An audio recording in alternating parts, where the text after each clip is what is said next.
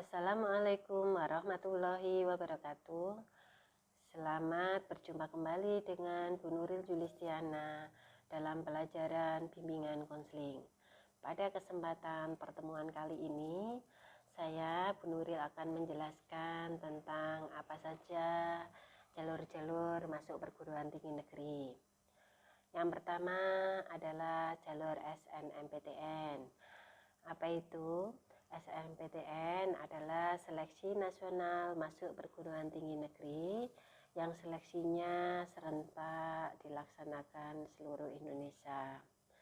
Kemudian yang bisa mengikuti SNMPTN adalah yang hanya memiliki NISN saja, yaitu nomor induk siswa nasional, dan sudah diseleksi nilainya oleh PDSS, yaitu Pangkalan Data Siswa Sekolah. Untuk SNMPTN ini dilakukan tanpa tes dan tanpa biaya alias gratis, di mana menggunakan nilai raport dari semester 1 sampai dengan semester 5. Kemudian mapel apa saja atau mata pelajaran apa saja yang digunakan nilainya. Untuk jurusan IPA, nilai yang digunakan adalah mapel matematika, bahasa Indonesia, bahasa Inggris, fisika, biologi, kimia. Sedangkan untuk jurusan IPS, nilai yang digunakan adalah mapel matematika, bahasa Indonesia, bahasa Inggris, sosiologi, ekonomi, dan geografi.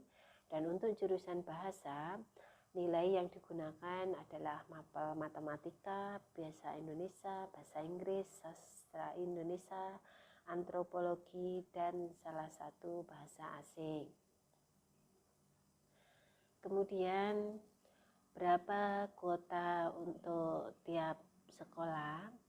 Jadi kuota SNMPTN tiap sekolah itu berbeda-beda tergantung dari akreditasi sekolah tersebut. Untuk sekolah akreditasi A akan mendapatkan kuota 40% terbaik di sekolah. Kemudian akreditasi B akan mendapatkan kuota 25% terbaik di sekolah, dan akreditasi C akan mendapatkan kuota 5% terbaik di sekolah. Kemudian apakah bisa lintas jurusan? Kalaupun ada atau bisa lintas jurusan, itu pun peluangnya adalah kecil sekali untuk diterima. Kemudian siapa saja yang bisa mengikuti jalur SNMPTN, yaitu hanya bagi siswa yang masih kelas 12 saja. Jadi yang sudah pernah ikut SNMPTN tidak lolos itu sudah tidak bisa, karena kesempatan hanya diberikan satu kali pada saat masih kelas 12. Lalu bagaimana alur untuk pendaftarannya? Jadi nanti yang pertama daftar di akun LTMPT, yaitu di Lembaga Tes Masuk Perguruan Tinggi Negeri. Jadi silakan registrasi untuk mendapatkan akun. Kemudian berapa kuota jika sudah masuk dari siswa eligible tersebut, itu akan mendapatkan kuota 20% dari masing-masing PTN. Untuk jadwalnya biasa SNMPTN itu dimulai dari bulan Januari. Kemudian apakah bisa yang sudah diterima SNMPTN itu mendaftar di SBMPTN? Sudah tidak bisa lagi. Kemudian yang kedua adalah jalur SBMPTN. SBMPTN adalah kepanjangan dari seleksi bersama masuk perguruan tinggi negeri, di mana seleksinya menggunakan ujian tulis. Jadi untuk bisa mengikuti SBMPTN harus mendaftar juga di akun LTMPT. Setelah itu silakan nanti mengikuti UTBK, yaitu ujian tulis berbasis komputer. Biasanya juga ada ditambah dengan talenta khusus yang ditetapkan PTN, PTKIN, dan Politeknik Negeri yang bersangkutan. Kemudian siapa saja yang bisa ikut jalur SBMPTN, yaitu yang tidak lolos di SNMPTN tahun tersebut. Misalkan lulusan tahun 2021 tidak lolos SNMPTN, jadi bisa mengikuti di jalur SBMPTN. Tidak hanya tahun 2021, tetapi bisa diikuti juga oleh siswa gap year, yaitu dari tahun 2019, 2020, dan 2021. Kemudian apa saja tes yang dilaksanakan, yaitu untuk Saintek atau IPA itu tesnya adalah ada TPS dan TKA.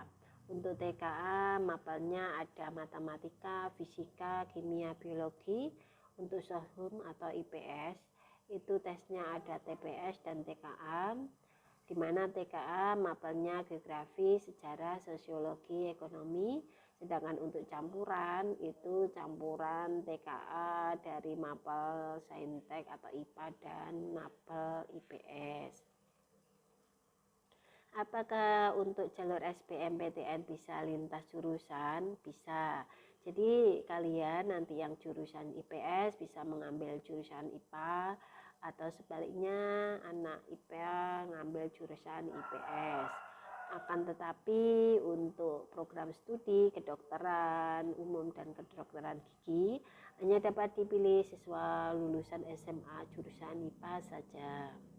Dan biayanya berapa untuk bisa mengikuti UTBK? UTBK untuk anak IPA itu adalah 200.000, IPS 200.000, campuran 300.000. Sedangkan untuk KIP kuliah itu digratiskan. Kemudian untuk UTBK 2021 hanya dilakukan untuk 1 kali saja. Jadi kalau memang nanti nilainya itu pas-pasan, ya nilai itu yang digunakan. Kemudian jalur yang terakhir adalah jalur mandiri, di mana seleksi masuk PTN jalur mandiri ini adalah jalur di luar yang diselenggarakan oleh pemerintah. Untuk materi dan tata cara ujiannya juga berbeda tergantung dengan perguruan tinggi masing-masing.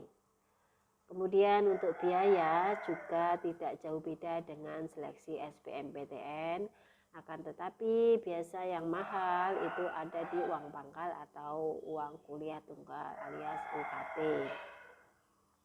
Tetapi ada juga untuk jalur mandiri yang tanpa tes, yang melihatnya dari nilai UTBK, yaitu seperti perguruan tinggi UNER, dan ada juga perguruan tinggi yang lain. Nah, sementara itu dulu materi dari Bu Nuril tentang jalur masuk perguruan tinggi negeri.